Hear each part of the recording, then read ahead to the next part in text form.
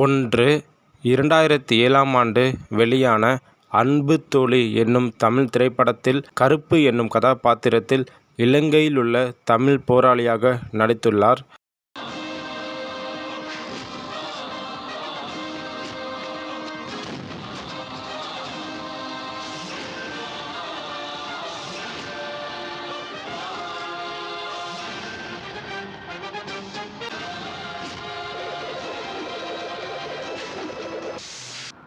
2. அதே 2007ஆம் ஆண்டு மன்சூர் அலிகான் ஹீரோவாக நடித்த என்னைப் பார் யோகம் வரும் என்னும் திரைப்படத்தில் இடம்பெறும் ஒரு பாடல் காட்சியில் பாடகராக சிறப்பு தோற்றத்தில் நடித்துள்ளார்.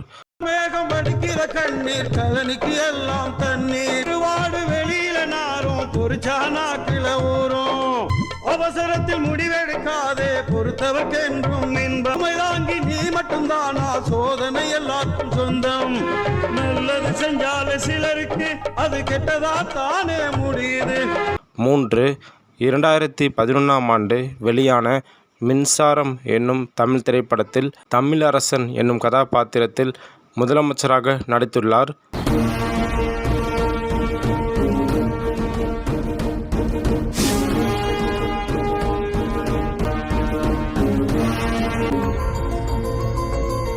நான் முதலமைச்சர் தமிழரசன் பேசுறேன். முதலமைச்சர் ஐயாவா?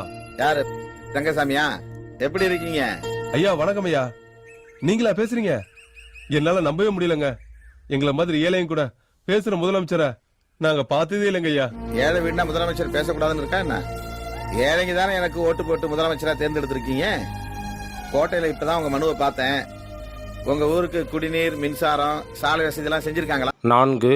கலகம் என்னும் திரைப்படத்தில் பாலசிங்கம் என்கிற கதாபாத்திரத்தில் சட்டக்கல்லூரி பேராசிரியராக நடித்துள்ளார். இந்த படத்தை இயக்குனர் களஞ்சியம் அவர்கள் இயக்கியுள்ளார். ஆனால் இந்த படம் திரைக்கு வரவில்லை என்பது குறிப்பிடத்தக்கது.